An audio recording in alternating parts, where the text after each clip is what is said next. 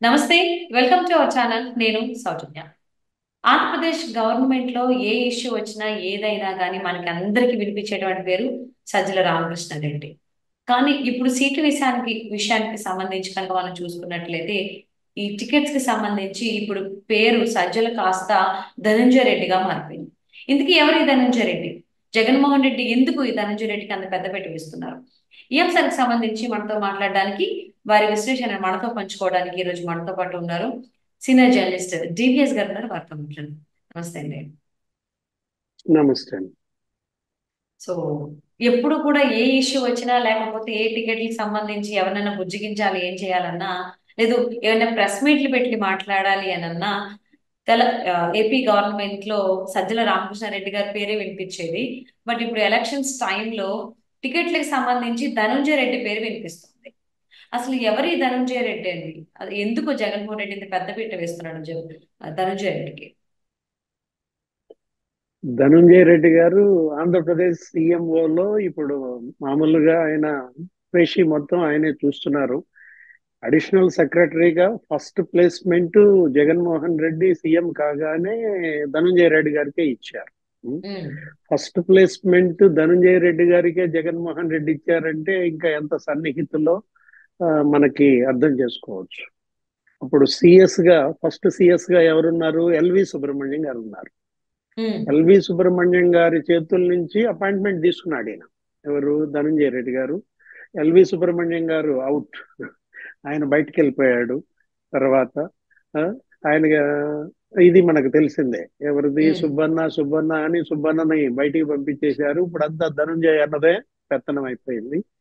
సీఎంఓయే కాదు, వైఎస్ఆర్ కాంగ్రెస్ పార్టీయే కాదు, అటు ప్రభుత్వం ఇటు పార్టీ అన్ని కూడా ధనంజయ రెడ్డి గారి కనుసన్నల్లోనే నడుస్తున్నాయనేది ఇవాళ బలమైన విమర్శ వెళ్తోంది. గతంలో చాలా మంది సెక్రటరీలుగా, అడిషనల్ సెక్రటరీలుగా పనిచేశారు. ఉమ్, సీఎంఓ అనేది కొత్త కాదు. 17 మంది ముఖ్యమంత్రుల హయాంలో చాలా సీఎంఓలు చూసాం. సీఎంఓల సెక్రటరీలను చూసాం, కానీ ఏ సెక్రటరీ, ఏ అడిషనల్ సెక్రటరీ ఇంతగా వివాదాస్పదం కాలేదు, ఉమ్. ఇంతగా రంగు పూసుకోలేదు. ఎందుకంటే అవును. నిన్న తాజాగా ఆంధ్రప్రదేశ్ మాజీ ముఖ్యమంత్రి Chandrababu Naidu central election commissioner Rajiv Kumar గారిని కలిసి మాట్లాడిన దాంట్లో జనసేన పవన్ కళ్యాణ్ తో కలిసి వెళ్ళి ఇచ్చినటువంటి ఆ వినతి పత్రంలో కూడా ధనంజయ ఉమ్, రెడ్డి గారిని ఎలా టార్గెట్ చేశారో మనం చూసాం.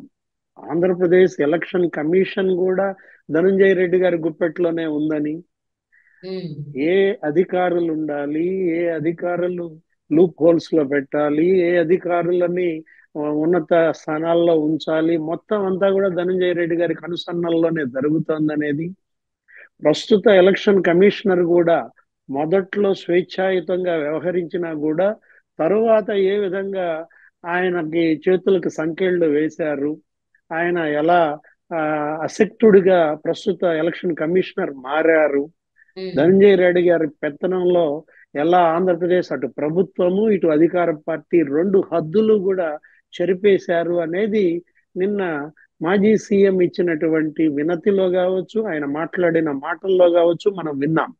ఉమ్. ఇప్పుడు ధనుంజయ రెడ్డి ఇవాళ de facto CM, okay. Shadow CM గా ఇవాళ ఉమ్, ధనుంజయ రెడ్డి మారారు అనేది, అది ప్రతిపక్షాలు అనేదే కాదు, అధికార పార్టీలో కూడా అదే మదనం నడుస్తోంది. వైఎస్ఆర్ ఓకే. కాంగ్రెస్ పార్టీ ఎమ్మెల్యేలు, మంత్రులు వీళ్ళెవరికి కూడా సీఎం గారి దర్శనం ముందు కాదు. ఉం?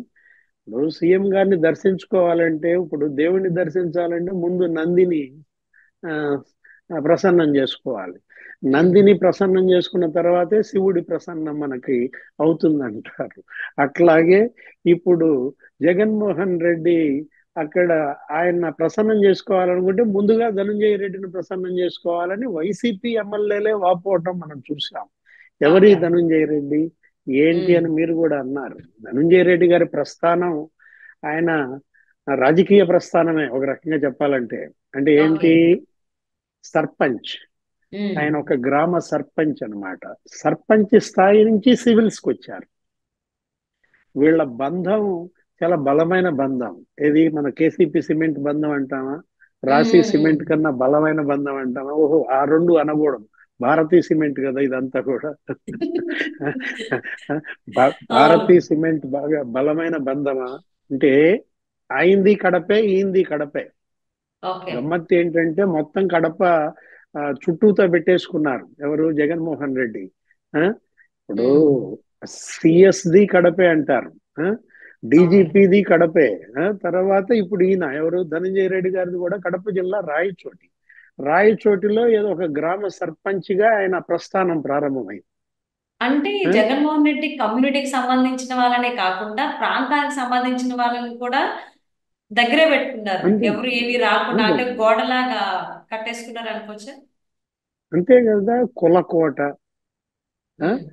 కడప కోట, తర్వాత కుటుంబ కోట, ఇట్లా ఉంటాయి. అనేక కోటలు ఉన్నాయి. ఈ కోటలన్నీ దాటి జగన్మోహన్ రెడ్డిని మనం చేరుకోవటం అనేది ఇవాళ బ్రహ్మ ప్రళయం అవుతోంది. ఎవరికి, సొంత పార్టీ ఎమ్మెల్యేలకు, ఎవరికి, సొంత పార్టీ కుటుంబ సభ్యులకు కూడా మనం చూసాం.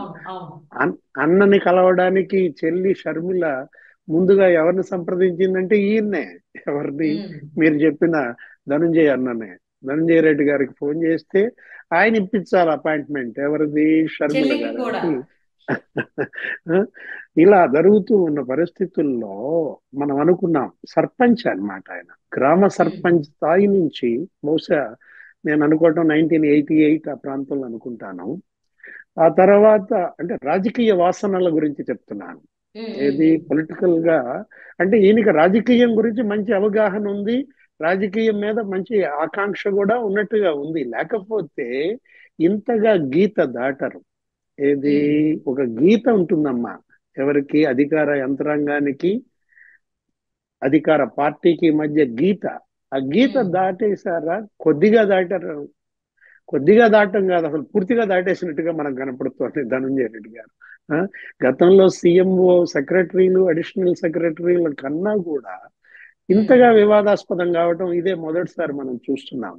ఆ, సర్పంచ్ గా ప్రస్థానం ప్రారంభించిన ధనంజయ రెడ్డి సివిల్స్ పాస్ అయి ఆ ఉమ్. ఢిల్లీలో మొదట అడ్మినిస్ట్రేషన్ లో జాయిన్ అయ్యారు. ఓకే. తర్వాత రాజశేఖర రెడ్డి గారి టైంలో మంచి అప్లిఫ్ట్ వచ్చింది. ఉమ్. ఉమ్మడి రాష్ట్రంలో ఇక్కడ జిహెచ్ఎంసి అడిషనల్ కమిషనర్ గా ఉండేవాడు. తర్వాత ఇక్కడ పనిచేశారు, అనేక పోస్టులు చేశారు. ఎవరు, రాజశేఖర రెడ్డి టైంలోనే ఉమ్. పులివెందుల ఐకార్ అని ఉంటుంది, okay. Indira Gandhi live stock research centre ఏదో, దానికి డైరెక్టర్ గా చేశారు.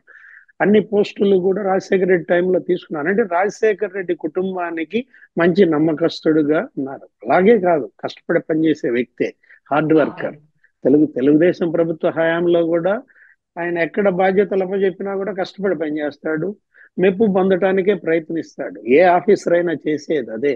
కష్టపడి పనిచేయొచ్చు, మెప్పు పొందొచ్చు, ఉన్నత ఆ. స్థానం చేరుకోవచ్చు, కానీ ఆ గీత దాటకూడదు. ఈయన ఉమ్. ఆ గీత దాటేసినట్టుగా మనకు కనపడుతోంది. ఎందుకంటే అధికార పార్టీ రేపటి ఎన్నికల్లో ఎమ్మెల్యేలను ఖరారు చేయటం, ఉమ్. ఆ కౌన్సిలింగ్ ఏంటి, అవును. ఫస్ట్ వచ్చేవాళ్ళు ఇప్పుడు వీళ్ళంతా ఉన్నారు కదా, ఇప్పుడు రెండు జాబితాలు ఇచ్చారు. ఉమ్. మొదటి జాబితా 11 మంది, రెండో జాబితా 26 మంది, ఏదో 37 మంది, 38 మంది ఇవాళ మార్పులు చేర్పులు జరిగాయి. మూడో జాబితా మీద ఇప్పుడు కసరత్తు నడుస్తోంది. ఇంకా ఇవాళ వస్తుంది అంటున్నారు మూడవ జాబితా. ఈ ఉమ్. జాబితా ఖరారంతా కూడా ఏం జరుగుతోంది, ధనంజయ రెడ్డి గారి ఆధ్వర్యంలో నడుస్తోంది. ఇప్పుడు మొట్టమొదట సుబ్బారెడ్డి, విజయసాయి రెడ్డి ఒక బిల్డింగ్ లో కూర్చుంటారు. ఇక్కడ తాడేపల్లి క్యాంప్ ఆఫీస్ వాళ్ళకు కూడా బిల్డింగులు ఉంటాయి. ఆ బిల్డింగుల్లో వాళ్ళని కలిసి ముందు అక్కడ కౌన్సిలింగ్ అయిపోద్ది ఉమ్. ఈ క్యాండిడేట్లందరికీ. ఓకే. సుబ్బారెడ్డి సదన్ అంటావా, విజయసాయి విలాస్ అంటావా, ఆ రెండు బిల్డింగులు దాటుకొని మా వీళ్ళు ఎక్కడికి వెళ్ళాలి, ధనుంజయ ఆ, అంటే ఇక్కడ గృహంలో సజ్జల ప్రవేశించాలి. పరిస్థితి ఏమైందంటారు మరి ఇప్పుడు వీళ్ళందరూ ఉంటే సజ్జల పరిస్థితి ఏమైంది ఇన్ని నెక్స్ట్ సంవత్సరాలు ఏం చేసింది ఇప్పుడు అంతా ఇప్పుడు ఏమైనట్టు అసలు కరెక్ట్ టైంకి వచ్చేసరికి సజ్జల ఎటు వెళ్ళిపోయాడు. సజ్జల అవుట్ ఏం కాలేదు, సజ్జల ఉమ్. ఇన్నే. కాకపోతే ధనుంజయ రెడ్డి ఇవాళ సజ్జల మధ్య ఎవరిది ఐ హ్యాండ్ అనేది పోటీ నడుస్తోంది, రేస్ ఉమ్. నడుస్తోంది అన్నమాట. ఇప్పుడు ధనుంజయ రెడ్డి మెప్పు పొందాలి, సజ్జల మెప్పు పొందాలా. ఉం? వాళ్ళు జగన్మోహన్ రెడ్డి. చీటీలు ఆ, జగన్మోహన్ రెడ్డి కాదు, ఈ క్యాండిడేట్స్ ఓకే, ఈ టికెట్స్ క్యాండిడేట్స్. కావాలనుకునేటువంటి వ్యక్తులు. ఓకే. ఇప్పుడు వీళ్ళందరూ వాపోతున్నారు కదా. మొన్న కాపు రామచంద్రారెడ్డి ఉన్నారు. ఏం ఉమ్. చేశాడు? వచ్చాడు, కలిశాడు, ధనుంజయ రెడ్డితో మాట్లాడాడు, సజ్జలతో మాట్లాడాడు. కానీ ఏం జరిగింది? జగన్మోహన్ రెడ్డి దగ్గర ప్రవేశం లేదు. ఉమ్. మీరు ఆయన కలవాల్సిన అవసరం లేదు, ఇంకా మీరు వెళ్ళొచ్చు అంట. అనగానే ఓకే. ఆయన బయటకు వచ్చి గేటు దగ్గరుండి ఏమన్నాడు? నమస్కారం పెట్టాడు. ఎవరికి? జగన్మోహన్ రెడ్డి కాదు, ఆ బిల్డింగ్ కే నమస్కారం పెట్టేసి గుడ్ బై అన్నాడు. ఉం? అవును. అంటే కాపు డికేస్ గారు ఇప్పుడు రామచంద్రారెడ్డి. ఇన్ని సంవత్సరాలు అంటే ఒక 4.5 years నుంచి సజ్జల గారు ప్రతి విషయంలో అంశంలోని ఆయన ఇన్వాల్వ్మెంట్ ఉండి తీరా టికెట్లు ఎలక్షన్ ముందు టికెట్స్ కి సంబంధించి ఆయన పక్కన పెట్టడం ఆయన జీర్ణించుకోగలుగుతారా? ధనుంజయ రెడ్డికి పగ్గాలు ఇవ్వడం, టికెట్ల కేటాయింపుకి సంబంధించి మాట్లాడడం, బుజ్జగించడం ఇవన్నీ కూడా. పక్కన పెట్టే పరిస్థితి ఏం లేదు, అంత దూరం ఏమీ జరగలేదు. సజ్జల కూడా ఓకే. పక్కనే ఉంటాడు. ఏంటి? నెక్స్ట్ కౌంటర్ సజ్జలది అనమాట. అంటే ఇవన్నీ కూడా ఓకే. కౌంటర్స్. మీకు నేను చెప్తున్నది A okay. Okay. Counter, B counter. ఇప్పుడు ఏ బి కౌంటర్స్ ఎవరు? ఈ Subbareddy counter, Vijayasai Reddy counter. C counter ఎవరిది? ధనుంజయ రెడ్డి. నెక్స్ట్ ఇక్కడ డి కౌంటర్ లో సజ్జలు కూర్చుంటాడు. ఓకే. ఏబిసిడి కౌంటర్లు దాటి మనం ఈలోకి వెళ్ళాలా. అది ఓకే. కొంతమందికే ప్రవేశం. ఎవరికైతే ఖరారు అవుతుందో వాళ్ళకే ప్రవేశం. ఎవరైతే జగన్మోహన్ రెడ్డి చెప్పింది విని తల వంచుకుని వెళ్తారో వాళ్ళే అక్కడికి వెళ్తారు. తల ఎగరేసే వాళ్ళు, మళ్ళా జగన్మోహన్ రెడ్డిని ప్రశ్నించే వాళ్ళని ఆయన సహించడనమాట. ప్రశ్నిస్తారు అనుకున్న వాళ్ళని ఇక్కడే డ్రాప్ చేసేస్తారు. ఇదంతా ఫిల్టరేషన్. ఇది ఓకే. సో అంటే వడపోత. ఐఏఎస్ ఆఫీసర్లకు కూడా ఇంతలాగా ఫిల్టరేషన్ ఉండదేమో, maybe I think so. So చాలా ఉన్నాయి ఈ వైసీపీ వాళ్ళు టికెట్ కేటాయింపుకి సంబంధించి. సో అందులో ఆ రాజశేఖర్ ఫిల్టరేషన్ లో. రెడ్డి ఉమ్. రాజశేఖర్ రెడ్డి హయాంలో కూడా సీఎంఓ వివాదాస్పదం అయిందమ్మా. ఓకే. అప్పుడు కూడా భాను అని ఒక ఆయన ఉండేవాడు. ఆయన ఉహుం. Assam cadre officer. ఆయన్ని ఓకే. తెచ్చుకున్నాడు తన సీఎం పేషీలో. ఆ ఉమ్. భాను నుంచి ఫోన్స్ వచ్చేవి.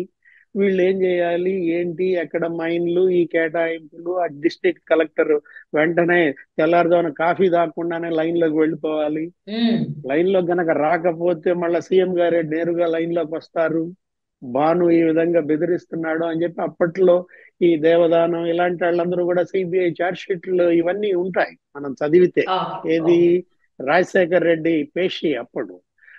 దాన్ని దాటిపోయి గతంలో 17 మంది సీఎంలు పనిచేసిన అధికారుల స్థాయి పరిధి దాటిపోయి ప్రస్తుతం జగన్మోహన్ రెడ్డి గారి పేషి ఇంత వివాదాస్పదం అవడమే ఇవాళ సీఎంఓకి మాయని మత్స అన్నమాట. అంటే ఇప్పుడు డిజిటల్ సిగ్నేచర్స్ అని ఒక స్కామ్ జరిగింది ఉమ్. సీఎంఓలో.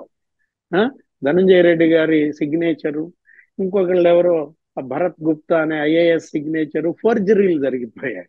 ఉమ్. సీఎంఓలో ఐఏఎస్ల డిజిటల్ సిగ్నేచర్లే ఫోర్జరీలు అంటే అదో పెద్ద స్కామ్. అంటే దగ్గర దగ్గర అవును. 66 అవును. ఫైళ్ల మీద సంతకాలు, ఇవన్నీ కూడా జరిగాయి. దీనికి గతంలో సీఎంఓల పైన ఈ విధమైన అప్రదిష్ట వచ్చిందా? అంటే ధనుంజయ రెడ్డి గారు అటు రెండు వైపుల పదునే ఆ కత్తికి. ఏంటి? అటు అధికారం యంత్రాంగం వైపు పదును, నెక్స్ట్ ఉమ్. ఇటు అధికార పార్టీ వైపు పదును. అంటే రూలింగ్ పార్టీని ఒక గుప్పిట పట్టాడు, ఓకే. అధికార యంత్రాంగాన్ని ఒక గుప్పిట పట్టాడు. అంటే ధనుంజయ రెడ్డి రెండు గుప్పెట్లలో అటు అధికార పార్టీ నలిగిపోతోంది, ఇటు అధికార యంత్రాంగం నలిగిపోతోంది. అందుకే రెండంచుల పదునంటోంది. దాని గురించే ఓకే. తెలుగుదేశం, జనసేన వీళ్ళందరూ కూడా నిన్న ఎలక్షన్ కమిషనర్ కూడా ఫిర్యాదు చేశారు. ఎస్. సో మరి ఈ ధనంజయ రెడ్డి ఏదైతే ఇప్పుడు ఫిల్టరేషన్ చేస్తున్నారో వైసీపీ టికెట్ల కేటాయింపు విషయంలో, మరి అది జగన్మోహన్ రెడ్డికి అందరికీ నచ్చుతుందా, లేకపోతే అసలు మళ్ళీ ఆయన వివాదాల్లో చిక్కుకుంటారా అనేది వేచి చూద్దామండి. And thank you so much for spending your valuable with us, GS గారు. నమస్తే.